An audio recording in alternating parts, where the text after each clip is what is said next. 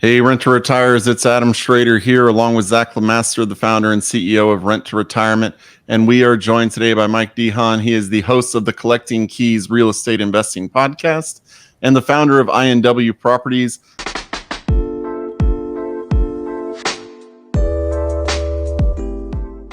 He's also an investor with Rent to Retirement. And so he's gone a long way from his days of investing with us. So, Mike, welcome to the show. Yeah, thanks. Appreciate you guys having me. I was actually pretty stoked when the opportunity came up to chat with you again, Zach, because I know I was about 2.5-ish years ago now. It was early 2020, and that was very early in my investing career, and stuff has changed a huge amount since then. So it's kind of cool to reconnect with you. Yeah. Oh, absolutely. Yeah, we're super excited about this, Mike, to have this come full circle. It's interesting how it worked out simply because you have all the stuff going on with your business, and then we were through our podcast booking agents connected, and it's like, oh, well, we actually know each other and have a history. So it's cool to see it come full circle. Yeah, totally. It's always really surprising to me how in this business, like any sort of real estate investment, once you start to have traction in your business, and you start to really try to grow it, how small the community really is. As I've, started to grow and go to these different meetups and that sort of stuff, there aren't like that many larger players in the real estate investing space that are doing a lot of volume, or like trying to grow it as a business rather than just like a personal portfolio. So, it always seems like you're just one or two people removed from like the largest players out there, which is kind of cool. Oh yeah. Yeah. I tell people all the time, you look at, your big forums like Bigger Pockets or somewhere like that, and you surround yourself with like-minded people, and you start to forget that the majority of people out there aren't real estate investors. They're not, they're just people who might own a home, but they have no actual investment properties. But when you do surround yourself with like-minded people, it can seem like everybody's a real estate investor. It's flooded. It's, 100% of the homes being bought are investment properties, but in reality, that's not really true. So tell us a little bit about kind of how you got started in investing. Yeah. So going far back, I guess say that was only 4 years ago when I originally started. So before I was into real estate, I kind of went the traditional path, got a college degree, got an engineering degree. I did that for about 5 years after I graduated from school in 2013. Throughout that whole period of time, just wasn't really my thing. And I was just trying to force it because I kind of had golden handcuffs a little bit. January of 2018, I quit my job. I didn't really have a plan. I was just like, I want to do anything but this. So I just went and started to pursue, sort of anything that I could. Started getting into business, learning about wealth, finance, passive income, all that sort of stuff. So naturally, when you consume a lot of wealth and business material, real estate comes up a lot. So, between that and then I had a couple friends that were starting to buy rental properties and get into investing, I started to look at investing myself. At that point in time, it was kind of tricky because I did it backwards. So I quit my W-2 and I had no income. And then I decided that I was going to buy properties, which lenders don't really like. And that was actually something that you helped me out with a lot, Zach. I don't know if you remember back then, but that was a big issue I had was I wasn't a W-2 employee at that period of time. So it was hard to get loans. But what I did is, I liquidated my corporate 401k that I had built up that was relatively sizable for me, an engineer for 5 years. And I bought a couple of rental properties locally to me here in Spokane, Washington. I did some DSCR loans on those. They cash flowed so I could get the funding on them, even though I didn't have income. After that, it kind of ate up all my capital buying those first two properties, but I was starting to get the bug a little bit, having that mailbox money come in. So I started flipping houses, 2019. I flipped a few homes, mostly partnering with other people that had money, and I would just bring the hustle and, manage the projects and do that whole part of it. Those proceeds, I bought a couple more properties. And then during that period of time, I was still dabbling in other business. So how I was approaching real estate at that period was I wanted to get into software and startups and then basically have real estate be kind of like a side thing that funded my sort of, bottom line while I was trying to found this startup that I was working for. So fast forward a little bit, 2020, I sold a single family home that I appreciated a huge amount from when I bought it, even though it had only been a couple of years. I did a 1031, and I was looking to find something locally here, and I couldn't. So I reached out to Zach about buying some turnkey properties, which we ended up buying in Minnesota. And going through that whole process gave me some good confidence to, I guess, like learn what it really looks like to analyze properties out of state and, manage transaction out of state, and do all of it virtually, working with an inspector and realtor and property manager, all that sort of stuff. And it was funny at that point, that was March of 2020, sort of middle of March. It's like March 14th, I think. And then March 16th, 17th was about when the world shut down because of COVID. So I basically bought these properties that were all turnkey rentals, and everything went a little bit silly the next week. And then to make matters even worse, about 2 weeks after that, I got laid off from my job. So the startup I was working for was focused very heavily on family entertainment businesses, which we're designing turnkey app infrastructure so that family entertainment businesses could have mobile apps. And, family entertainment businesses were suffering when they all got shut down. So the startup basically just said, we're done, and just all ended. So I decided I was going to go into real estate full time at that point. I sort of had some experience with it. I'd been dabbling a little bit and doing direct to seller marketing and all that sort of stuff. So I was like, cool, well, this is where I have my traction. So that's what I'm going to do. And, so I spent basically the rest of that year figuring out marketing processes, stabilizing my couple of properties that I had that were, getting interesting due to COVID. And I guess fast forward to now, there's a lot of stuff that's happened in between. But fast forward to now, we have 17 employees, and we're buying, flipping, and wholesaling properties in 9 different markets around the country. So that's outstanding, Mike. You've had huge success, and thank you for walking us through that. Both the challenges that you've dealt with, but also just how you've taken real estate. I mean, you've done different things in real estate to now building a very successful business. And I am super excited to have you on and talk about this. And just to be clear for anyone listening, we did not bring you on or ask you to be on as a success story by any means. We actually, through our podcast booking agents, were connected. They had no idea that we'd work together because of you were running the successful business, and they thought that your story would be great to share. And it's so cool for me to see this come full cycle, where I think when you and I first connected in early 2020, you were looking at investing out of state for the first time. Mm-hmm. And so Rent to Retirement assisted you in, you were completing a 1031. You couldn't find deals locally, so you came to us to help find better cash flowing deals out of state. You didn't have W-2 income, so we needed to put together creative financing for you, which we were able to do. And you were able to take that first leap. And I think about 4, right? Is it 4 properties successfully completing a 1031 with creative financing and investing out of state, going the turnkey route with us the first time. And since then, you've just gone like light years going full bore into real estate. That you mentioned that gave you the confidence to start building your own business.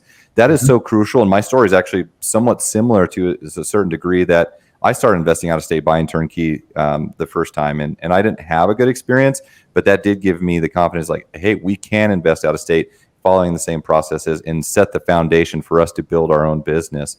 I think that's so cool. And I just want to highlight that fact that you went this route, and you didn't stop there, right? You didn't buy those 4. I mean, you had some properties before then, but you just didn't stop there. You went full bore into this thing and actually built a very successful business after investing out of state that first time. And I love seeing that. We've had many investors that have done that. And we have some people that don't invest anymore just after their first few rentals. But that I just want to make that point abundantly clear to people, that turnkey can be a great route for someone to buy their first out-of-state property, become familiar with the process. I mean, you learned a lot through that, I'm sure, just through the creative financing solution, and then to go in and build this business. So I'm super excited to have you on and talk through this. But let's talk a little bit more, Mike, about kind of what are your businesses now, because you still have a portfolio. You have a few different things you're doing within real estate. You're continually building your own portfolio, wholesaling. I mean, I'll let you tell the story. But yeah, what does your business look like today? Yeah. So at the core, kind of what my business is, it's a specifically direct to seller marketing business, right? So, we do kind of all the facets of real estate investing in terms of like all the different exit strategies. Like, we've done flips, we've done wholesales, we own a lot of rentals, we're working on raising money for some larger deals right now, doing syndications, that sort of stuff. But at the core, what we built was a marketing system and solution and a sales team that was good at finding these opportunities and executing on them as best we can. So, we started locally, of course, when we built it out, just because we sort of knew it in our backyard, and it was, especially back then, because that was like heat of COVID, doing anything out of like your immediate area seemed super weird. It was hard enough just to, have any conversations with people when we first started. So started working here, mostly doing wholesaling traditionally, basically just to build up our capital. And then our motto going into everything as we've pursued it has been, basically we'll keep the best properties, or the ones that are going to, cash flow the best for us. We're going to have the best equity positions, and then we'll offload the rest of them so that we can keep the velocity of our money as high as possible. So as we spent about a year working locally to build up and stabilize our systems here. And then at the end of, I guess not quite the end of 2020, it was middle of 2021, we started our first virtual market, doing stuff over in Knoxville, Tennessee. That we realized there was a lot of challenges that came with that, specifically with, knowing the areas and having an investor presence and those sort of things, and having involvement in that investor community and having a strong team. So we kind of did some back and forth, and honestly, something that was really helpful, I actually conversed with my property managers that I have in Minnesota for the properties that we bought through you, on how to sort of like find good people, because when I guess the properties that I had in Minnesota, they have kind of teams out there that they use to help manage my properties. They have different things, but over the course of that, there's been specialists and stuff that I've sort of had to help find, and have had to help, like get involved in my properties that they've been able to sort of like underwrite for me, and like sort of, interview and like pre-screen these people for me. So I worked with them quite a bit to be like, okay, so now I'm looking in this other market, like what exactly were the things that you looked for with these people? Because it's very different when you're meeting someone face to face. You can kind of have like a vibe check, talking to other people in the investor community here. We know it was easy to find people, but when all of a sudden we're looking at people on the East Coast, it was kind of different.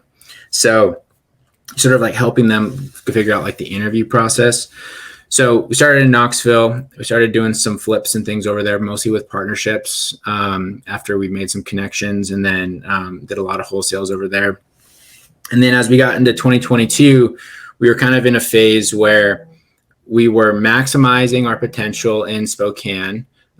So like we couldn't really spend any more marketing dollars. And then in Knoxville, we were to a point where it felt like we were capturing the lowest 80%, like the low hanging fruit. And to start getting more of it, we're going to have to start squeezing out, more marketing dollars and more work that didn't quite seem worthwhile. Like basically our return on our marketing was going to start falling. So we said, well, why don't we just take that same pattern and just start going to other markets?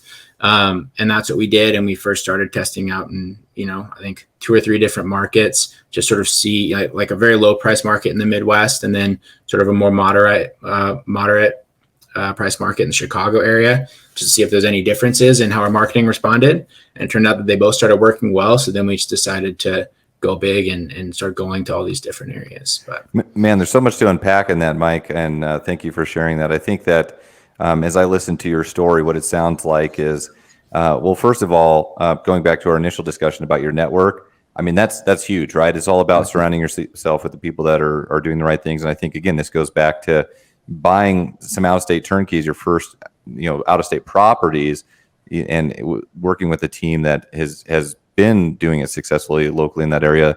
That was you immediately tapped into this network where you were able to leverage that team and their experience to weigh on them to say, okay, what sort of things do I need to look into, and how do I build this team and replicate this process in these different areas? And so you took some of that knowledge and applied it to a different area. You were successful there, and then now you have the system built, right? And then you can take that system and apply it to multiple different other areas and just grow your business in different locations and scale and diversify doing that. And I simply love that. So when you talk about direct-to-seller marketing, for anyone that's confused by that term, it's basically you're finding distressed sellers or undervalued properties. These are rehab projects, and then you're deciding deal by deal, do we want to take this on and add it to our own portfolio?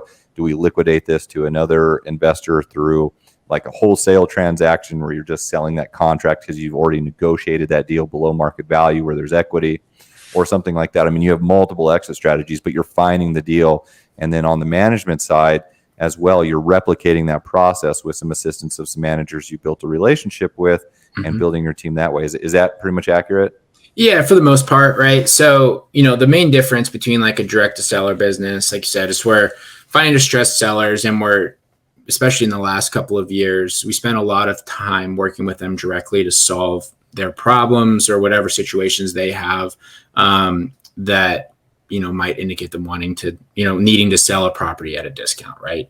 So that's where it gets very different from like I'd say how a lot of people view real estate. A lot of people, when they do real estate, they focus on the homes, like the properties, whatever you're looking at, what's the rent potential, how much work is needed. And realistically, for our business, like, of course, all that stuff comes into play, but the bulk of our time is spent solving people's problems. So we spend a lot of time with lawyers, spend a lot of time with people's accountants. We spend a lot of times doing like family mediations on probate deals, stuff like that. And, the condition of the property comes into play like when we're making our offer. But in terms of like the validity of the lead or like the opportunity there, the condition of the property doesn't necessarily matter all the time. Like we've gotten turnkey deals at like 50 cents in the dollar, right? Just because like they needed to liquidate it as quickly as possible. They had some real messy financial situation they got themselves into.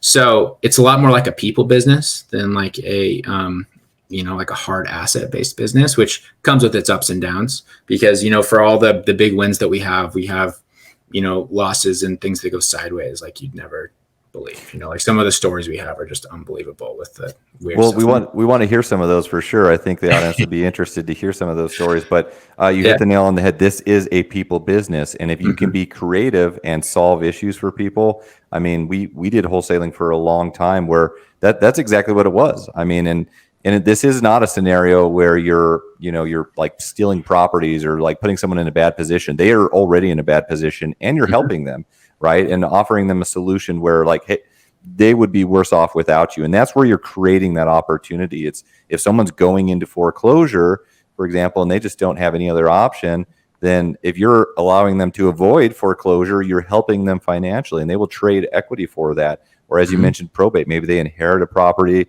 maybe they just have a tenant issue.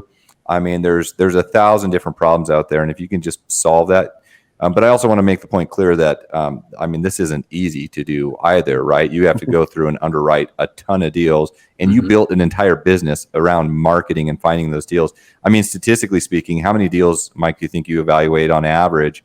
And how do you market to? I mean, how many marketing pieces and people do you talk to before you actually get one deal? You have any metrics on that, or? Yeah. So our average lead, our lead per deal has increased a lot over the last couple months. Just things have gotten kind of weird as the economy's turned. But from basically, I guess they're all of 2021 through like May of last year, it was about 34 leads per deal. So, for every 34 leads came in, we would get a signed contract. I mean, that's about probably the best stats I've ever heard. And that's the past couple of months you said, right? You must be doing something right on the marketing. I mean, there's sometimes we have to go through hundreds of people to get 5 interested ones we evaluate to get one deal out of that. And it depends on what areas you're marketing. I'm curious to hear what you're doing for marketing as well. But I think also it's important to, and I'll let Adam jump in after this to not hog the conversation, but I think on the you're still holding real estate, right? I mean, can you talk about like what's the end goal for you? Because that's still an active business, right? Is finding these deals, but I mean, ultimately, what's the plan with holding these properties? I mean, so many people are looking at financial independence, like how do I get there? Whether they're actively working in real estate like you are or not, I think kind of the end goal is probably to build a portfolio that's sustainable and providing passive income and a lifestyle. Is that kind of the end goal, or? Yeah, for sure. I think that's the goal, like I said, of everyone that gets into rental properties, right? So, I mean, we've grown now, like I said, I own about 31 individual properties. It's like 50 something doors. So, that's sort of been our goal the entire time, my business partners, to build this portfolio. And, as we go through that, like, it's funny, there'll be a lot of properties that we buy that we're going to flip. And we're like, oh, there's a huge margin on this. And then, we'll fix it up. And we're like, this is like pretty nice. Like we could probably rent this pretty well now and refinance out most of our money. So we've ended up growing pretty significantly because of that. So, as we've built out that side of the business, I I guess the main shifts that we've started to make are kind of moving away from single families and more towards larger multifamilies and that sort of stuff, just because, we do get the opportunities to pursue stuff like that, and it just becomes a capital problem, and even if we're able to get some of these single families that are cash flowing well, like the return on equity just ends up being so much lower than what we can get on some of these larger multifamilies. So that's sort of what we've shifted towards. Did I answer your question, or did I kind of go off on a tangent? Well, I guess what's the end goal? Where do you want to see yourself in 10 years? I mean, is this, you're building a portfolio where already the writing is on the wall. You've seen that real estate is a way to go. And it sounds like you're in this thing, right? So you're actively always building your own portfolio. Do you have a goal in mind? I mean, as far as like what that looks like, or it's funny. I actually don't, because when I originally set out investing in real estate, it's funny. I moved into this house that I'm in right now. Me and my wife, we bought this house last summer and moved in. And in the process of moving, I found an old Bigger Pockets book. And in the book, I had as a bookmark, my list of goals, what I want to do when I started investing. And, my goals are really simple. It was like, $5,000 a month in cash flow. I wanted to do 10 real estate transactions in the next 5 years. They were all very basic stuff. And I realized I had, and I had on it, the top of it was like 5-year goals. And I realized I had beaten all those things in like 18 months. Right. So I was like, well, I like going back and looking at my longer term goals. In terms of rental properties and things like that, like I'm not very good at setting like a hard number goal, mainly just because I don't know, I feel like it's super limiting, and I more look at like transactions and like potential and those sort of things. So like my bigger picture goal is for, I guess, the business that we're running now to be able to operate without me having to be as involved in it every day. If it's like at the same capacity that we have right now, that's not really something that I can specifically measure, but how we're sort of going about building that is, build out the processes, and I have like a list of all the processes that I need to outsource. Then I'm working to bring people on and systems on to make it so I don't have to do those things. So, it's not like a $20,000 a month, like a lot of people say, or X amount portfolio size, but I know I like the business that we run, and I would love for it to be able to keep running, but without me having to work, 50 to 60 hours a week. Well, what you are good at is taking action, Mike, and that's really what it boils down to. Goals are dynamic. It's important, especially for someone like getting started. Mm-hmm. You got to have goals, because you got to have something that you're working towards. But once you get that first property, and once you accomplish those goals, it's like, what's next? And I think even though you may not be writing down like you previously did, it's excellent that you did write that down. But you still have business goals and your portfolio goal of where you want to be. I think that's just outstanding, and I love that. Yeah, thanks. Yeah, and it's funny because like my business partner is very different. He has super explicit goals on what he wants to do, but that's also his. He's more like the organized person. I guess I've always been more of the visionary person, and I guess for me as well as like an entrepreneur, as you kind of said, I'm generally pretty good at taking action. So that's always been an issue I've had with making goals is. In a lot of stuff that I've pursued, whether even like in school or before business, things like that, I tend to reach them relatively quickly. Hopefully that doesn't sound like, braggy or anything like that. That's not what I mean. It just makes it difficult to sort of look further ahead. So I'm always looking sort of like bigger picture with a lot of stuff.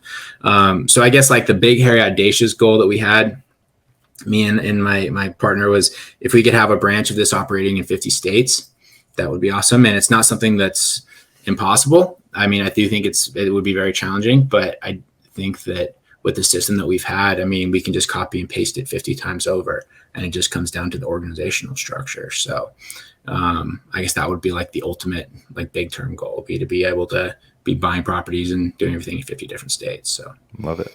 Yeah. You talk about, let's get back to when you talk to your property manager about kind of identifying what questions to ask to build the team. And if you're going to do this in 50 states, obviously you have to have kind of your questions down pat. Can you tell us a little bit about kind of what those things were that you discovered you needed to ask when it came to building the right team? Yeah. So like the specific questions that we would sort of get into would be primarily based on, things that they knew about the neighborhood. And we would just sort of weigh like those sort of questions. And I guess what we would normally do is when we were interviewing people, we would kind of ask people the same questions and just sort of see how they differed or if they were the same. And if multiple people said the same thing, like, like this neighborhood's good, like this style of property is good, like watch out for these sort of things, then we would know that they were being truthful, right? Basically the concept that if people are, saying the same thing, there's probably some weight to it. And I think one of the biggest things that we did is we basically, as we would go through, we would ask who they were working with, and then we would go and we would look for like other referrals, and we would look at the scale of the people that they were referring us to, because you can go find someone who's like a painter and they'll say like, oh, I've worked for so and so, I've worked for John, right? But you go and you call John, and John's like, oh yeah, the painter's great, blah blah, but John only owns like 2 houses, right? And so he doesn't really have any scale. So what we would do is basically talk to them, see if they were doing work at volume or like with some of the larger players in town. And that's sort of how I would like back into it, because one of the challenges is, and I mean, I know this locally here as well, if people ask me for referrals, because we do a lot of volume, I'm never going to give my best guy, because I want my best guy to be open for me, right? Like just being completely honest.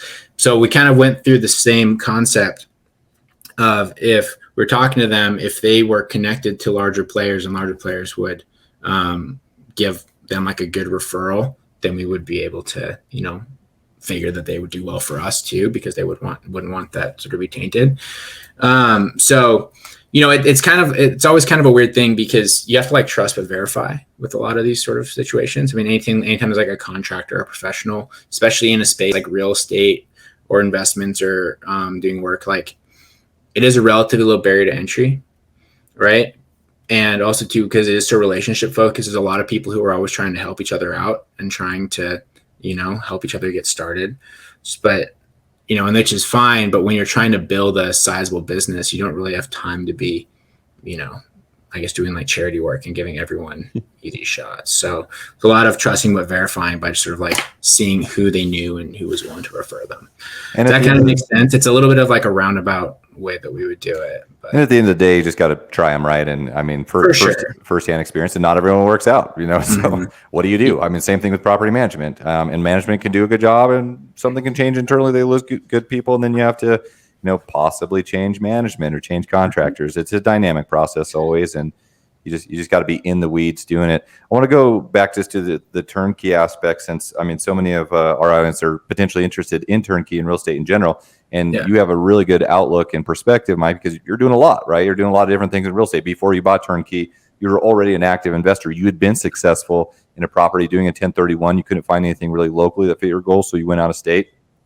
And so that's where turnkey fit your model. I mean, could you talk a little bit about, I think that aspect, the point I'm making is that turnkey, it's not like the only way to invest. Sure, we have some people that are busy professionals and they really don't want to be actively engaged in real estate. They want the financial benefits of owning real estate. And so maybe turnkey is a great option for them to continue to buy and build their portfolio. Some people do want to be a little bit more active. Some people are already active professional investors, but turnkey can be a great way for people to diversify into different areas that you don't have a team established. Immediately tap into a network of people that are successful in that area to learn from, to get started investing, and ultimately diversify in different areas. So can you talk a little bit about all the things you had going on at that point in time? What made you decide to go the turnkey route out of state, even though you were already being successful with some of your current properties? Yeah, so back when I first started working with you, and I sold that one property. So I was, as I kind of alluded to before, I was working as a developer, a software developer, working for this startup. And so my goal, it was an early phase startup, so we weren't producing any revenue yet. And my goal was like, I need more cash flow so that I can live, a reasonable lifestyle while being able to focus entirely on this startup, right? So that was like, turnkey was really a perfect solution for me, because I had been flipping properties kind of on the side. Like basically for all of 2019, my normal weekly schedule was I would, I had these partnerships I was doing these flips with. So I would work as like a developer for most of the day. After work, I would drive to one of the properties, make sure that the contractors were doing what they needed to do, pay them, do any button-up work that needed to be done. And then I would go home and work more on my startup, right? So that's what I did for like most of the year. And, I wasn't making very much money at all. Like on the flips, we were making decent money, but that was very spread out. It wasn't like a regular paycheck, and my cash flow, because I'm the only couple properties, was quite low. So I had the one that appreciated a lot, and I was like, I just need like more monthly income coming in. I wanted something to supplement that business I was trying to build. So turnkey was the perfect solution for that. And then, stuff that was local here, because I do live in a more expensive market, there wasn't a lot of cash flow opportunities. So looking at some of the more turnkey opportunities were like, oh, I'm going to be able to make $1,500 to $1,800 a month in cash flow versus like $400 if I buy here. So it seemed like a pretty good solution. And then not only that, but I liked the idea of the fact that I could buy 4 properties in those markets for the price that I would be able to buy 1 for locally here. So I was able to diversify even more and just reduce my risks as well, because, during COVID, like obviously everything went sideways, and my entire plan and reasoning for buying the turnkey properties went hard left after I got laid off. But, over that period of time, over 2020, I could have had 1 property here that could have gone sideways, and I would have just had a huge liability, and even though it was these properties I own over in Minnesota, some of them had issues. Like I had periods of time where like there was 1 tenant wasn't paying, and the other 4 of them were, right? And then, so that like sort of like helps alleviate that stress and that risk a little bit too, for really the same price as if I'd bought something here. So no, that's huge. There's such a thing as return on equity. Where is your equity, best invested? Having the diversification of risk, not only in geographic location, but also across a number of doors. I try to make this point abundantly clear to anyone that's trying to obtain like a sustainable business model or investment portfolio and ultimately achieve financial independence through real estate. It's a numbers game, not so much numbers per house, just the number of doors. Actually, obviously, you need to be buying the right numbers, but you really get to this exponential growth period where, and I like to use the explanation that real estate, at least in my opinion, it's not this linear graph of progression. It's an exponential graph where you build your portfolio to a large enough extent where you have multiple streams of income. Every individual property kind of is like its own little business, but it is its own stream of income, and you have multiple streams of income where, that allows you to weather the storm a little bit if you have issues, and actually, in my opinion, allows you to kind of compress vacancy and some of the expenses by just having a larger portfolio. And it's a really cool thing to get to the point where, you have enough passive income where your properties are buying properties, and then like even a tiny bit of rental appreciation and a tiny bit of market value appreciation across a lot of properties makes a huge difference in your overall income and net worth. But you got to start with that first one and continually build it. It doesn't happen overnight. So and with how my business has grown, my wholesaling and flipping and my income has grown since I'm a real estate professional too. All of the passive losses I have across those 4 properties in Minnesota are higher than if I just had a single one here, because I have so many more capital items and expenses across all those properties. So even though my income has grown exponentially over the past, couple of years, it's been very helpful for my taxes to have that spread out across multiple properties. I have 4 roofs, I have like more renos that I've done across everything. And sure, that can seem like it's bad if you don't have a sizable portfolio, but when I'm just trying not to pay taxes, like it's pretty helpful. Yeah, I think Adam did a whole section on that about like, balancing out your portfolio, having some more higher expensive properties for depreciation. But you hit the nail on the head. being in the business of real estate and just the tax benefits aside, really, whether you're active or not, obviously they're much better if you're an active investor, but there's just nothing else that compares. Adam won't let me speak any further on that because we'll just get off on a huge tangent. But yeah, it's a complex topic that can get really crazy really quick. So what are you seeing like in the, people always come to us right now and say interest rates are crazy. The housing market has changed. You're in several different markets. Kind of what are you seeing? We talked a little bit about kind of your deal flow and how many have to go out. What are you currently doing in the market? Has it changed because of the last few months? And kind of what are you seeing out there? Yeah. So, right now we're middle of July, 2022.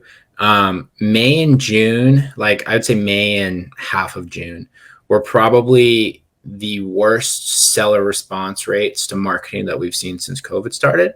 Overall, the response rates were extremely poor. If people did call in or want to converse with us, they were not wanting to move. They were not really wanting to have a conversation. And then I would say from like middle of June through now, the seller response rates have increased exponentially. And all the people that realized that they had kind of undesirable properties are now sort of frantically looking to offload the equity that they've built up over the last couple of years. They're starting to get a little bit of FOMO, right? Like they're worried that the incredible run up that's had, that they're going to be missing out on it. So we've actually had a lot of stuff get signed around over the last like 3-ish weeks. But now the more challenging aspect is the disposition of these properties is more tricky on the wholesale side. So basically most of our, rehabbers and flippers have paused buying unless it's just a ridiculous deal. And then, for us, if we're going to buy it as a rental, obviously the financing is a little bit more tricky. And so we're having to be more conservative on our offers, just like anticipating higher interest rates when we refinance, or if we look to, potentially sell it down the line. So we've adjusted our basically offering criteria quite a bit. But I mean, like for the most part, it's still moving. It's just different, right? Like you can't be as speculative as you could, a year or so ago, but it's just fine. Like last year, honestly, was a bit out of touch. And most people, I think, got too comfortable with that. I mean, we used to have over in, I'm in the east side of Washington, so it's not quite like expensive like Seattle, but we get a lot of Seattle investors and people that like market over here and they're trying to wholesale and things out here. And they would be sending out these deals at like 90% of what the property was worth. And they would be advertising it to, an assignment was like with an appreciation ARV, basically saying, oh, it's a bad deal now, but in 3 months, since the market's going up like 7% a month, it's going to be really good. And people were buying those deals, because they were just like bought into the whole thing. Right. And so I'm happy that's gone. But, for the most part, it's just been, we have to be more patient. We have to be more conservative on our offers. And then if properties are like just kind of gross, like undesirable properties, we tend to pass on those a little bit more than we used to, whereas we would try to create opportunities in the past. I think it's important that you made the point that this is a dynamic process. And actually right now is no different than any other time, in the simple fact that real estate's always dynamic. There's always things that are changing. And while we can look at historical data and things that have gone on in the past, no scenario is going to be exactly the same in the future. And so kind of the point is that it's important to understand that things are always changing. But the fundamentals, I think, when you really look at least from a cash flow perspective and like a long-term hold perspective, those don't really change. Mm-hmm. And so yes, the financing and the markets and things like this will change, but I mean, fundamentals of real estate are always there, and you can be successful in any market dynamic. I mean, what do you think, Mike? Is now still a good time to be buying real estate, or should people just hang it up for a while? Well, I think it's always a good time to be buying real estate as long as you're buying correctly.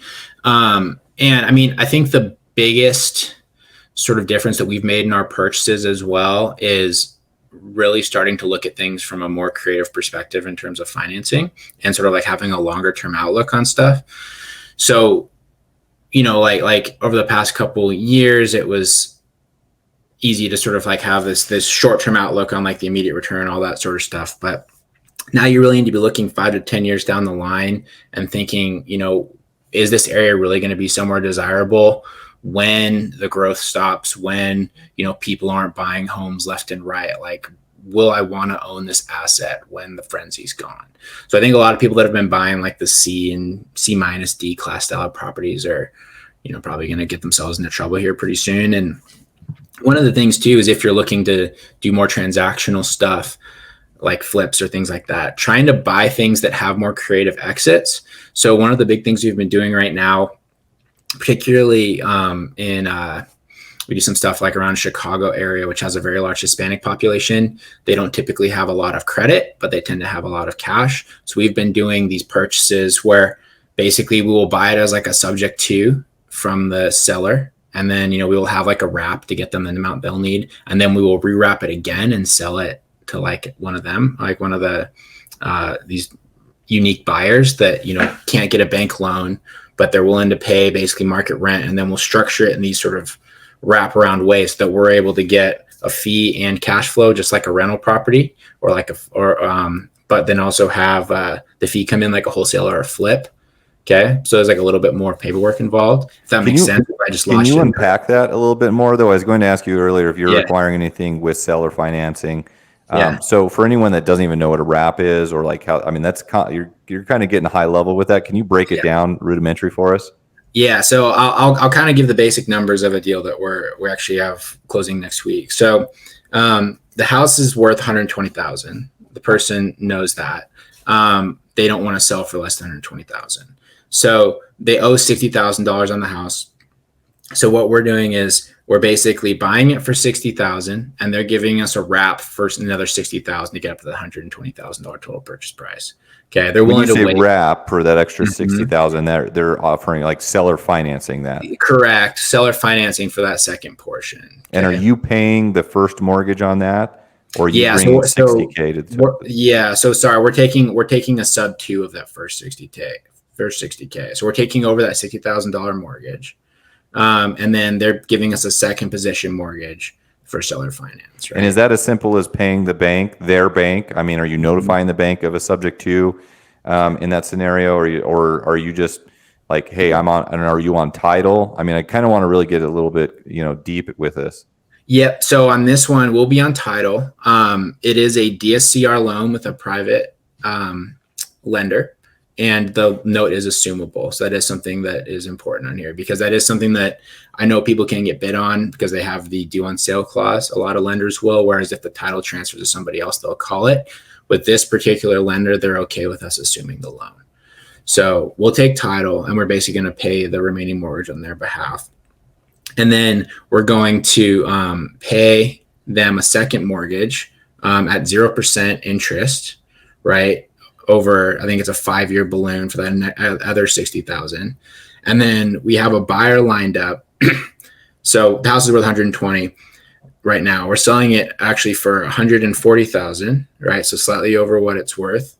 But they're okay with that because we are structuring the total payment for the end buyer. So it's basically going to be equivalent to market rent, but a portion of it's going to be going towards the equity in their home, right, that they're buying from us, and they're putting a down payment on it. So they're like committed to closing with the deal, right? And then they will have 5 years to either pay us off entirely or to, find a loan or refinance out or whatever. So are you going to be paying off the seller, the initial seller, with the closing of that end buyer? So keep that note. Quite. So we'll take a good chunk out of it. So I think we have them lined up to put it's like $35,000 down or something. So there will be a good portion of it going towards paying off that wrap loan. And then there'll be a portion going towards us as well for like profit on the front end of it. So, and then if you go through like all the rental numbers, ultimately what it comes down to is we are going to be making, I think it's $20,000 on the close, and then about $350 a month for all the months that they basically carry our loan before they pay us off. And then, so, we'll obviously be responsible for paying down the, I guess we're all going through an escrow company that will be handling all the transactions. So it should be pretty straightforward, but, we'll technically be on the hook for the original mortgage and the second position loan. So, it's a lot of moving parts, but assuming everything goes smoothly, all that should get paid down. We'll have cash flow, and we'll be getting an acquisition fee. So I know it's through a mouthful out there that could probably be super confusing, but that's stuff that we've been delving into with just like more creative exits on a lot of these deals, and something that we couldn't really get an opportunity from if we were looking at a traditional purchase. So, well, let's bring some people back for anyone that just zoned out after that, because it was a lot, but I think really the key point there is, you're just being creative and finding a solution. So what was the issue with that seller? I mean, why would they do that versus just selling it for 120 somewhere? What was the opportunity with that? Yeah. So basically they wanted to sell it there. It is a slight fixer upper. So they knew that, if they were to try and sell it themselves, they would have to go through a whole hurdle. And then also too, if it's worth 120 right now, they'd have to do some repairs. They'd have to go in the market, they have to pay commission, they have to do all that sort of stuff. We're basically saying like, we won't make you do that. We'll buy it, but you have to be able to wait up to 5 years for that maximum payout to come through. And they said that was worth it. Yeah. And sometimes that's even preferable for people. I found this a lot where people that, they could have 100% equity, no debt on their property. But hey, it's like if they sell it, that's a huge tax burden for them. They'd actually rather sell it slowly, and you're giving them the price they want, but you're selling it slowly so that the tax benefit, they just want, and this would probably be true of someone that's more in retirement age, like they want to live off of that house, not just have a chunk of money that's hugely taxed. So there's a lot of sellers, I think, that will, be in that position too. But and this guy was high income. He's like an attorney, and so he's super sensitive to the tax situation. And for him, it's worth it to just have that residual income coming in and to not have to deal with the headaches of it anymore. So.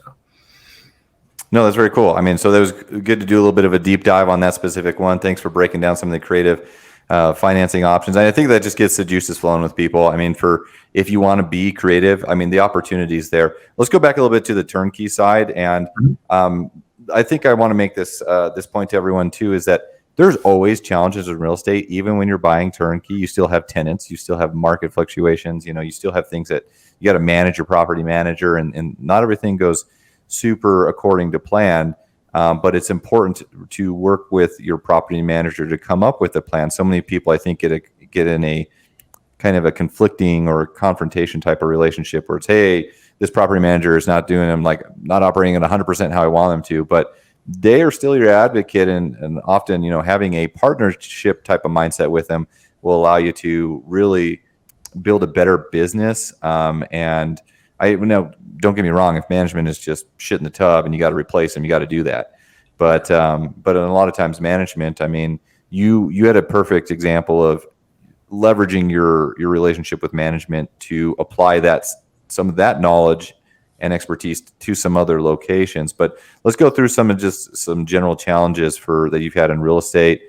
Maybe even some of the turnkey we can talk about you kind of alluded to that with COVID, but I mean, what's some other issues you can say you've had it with just going through the multiple strategies you've had?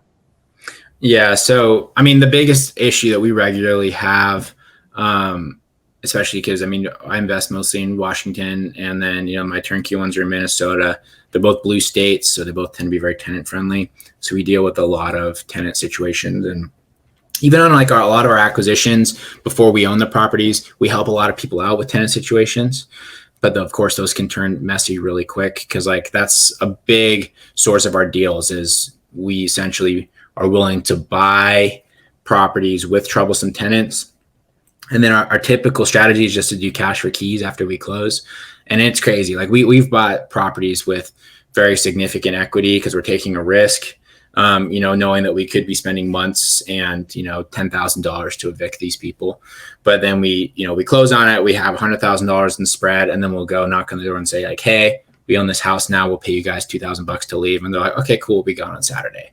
That's usually how it works, 80% of the time. But then, the balance for that is 20% of the time we have the big issues that come, like they refuse to leave, they trash the house, you have to get the state involved, you have this whole sort of thing, right? So that's kind of the most common problem that we face, both with our rentals and then with all of our transactions. And then aside from that, the second biggest problem we've had recently is just finding good help for anything, like everyone else, right? Trying to find it contractors, especially to do not specialty stuff, is super challenging. So we've had, several rehabs that have gotten delayed by months just because we couldn't find people to do, odds and ends sort of tasks, right? Or trying to find someone to do more specialty stuff as well.